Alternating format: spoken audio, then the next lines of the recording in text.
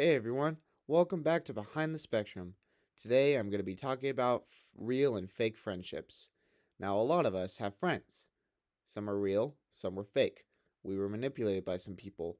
And if any of you kids are watching, just know there are people out there who are really your friends who've got your back, and there are those who manipulate you who want to be your friend just because they want something from you and they don't care about you. In middle school, I was always manipulated into doing stuff I didn't want to do, and I didn't know how to respond to that. I mean, I got angry and I got in trouble, but I just didn't know how to speak up.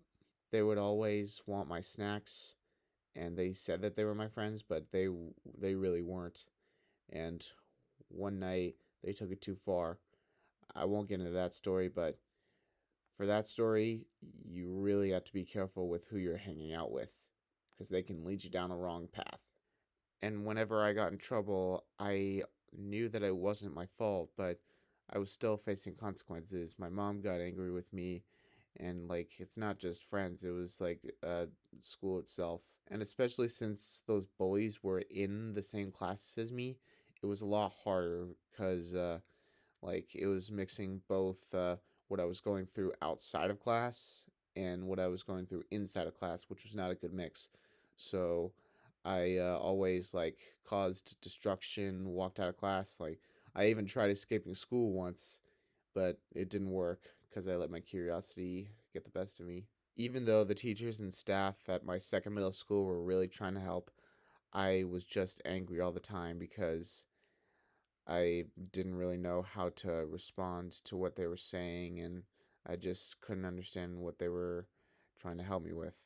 But my first middle school, I mean, it was okay at first. I was making good friends, but I feel like the teachers weren't that great.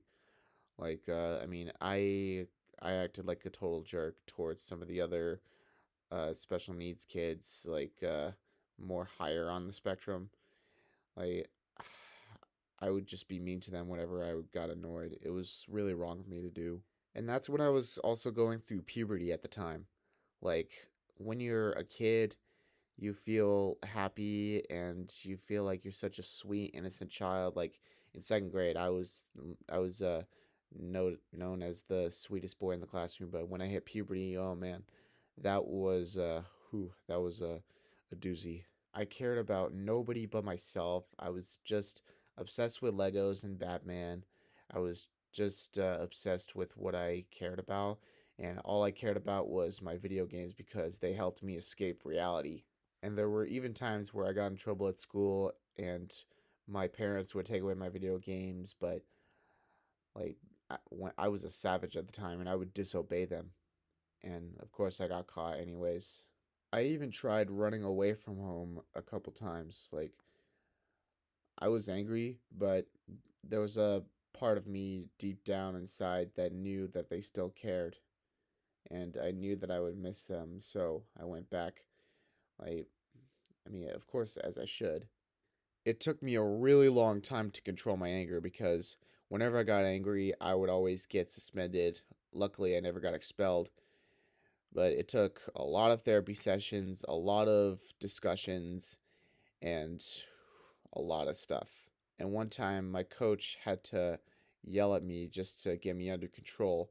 It made me upset, like, but he was just trying to get me under control, try to get me to behave in class because I was being disrespectful.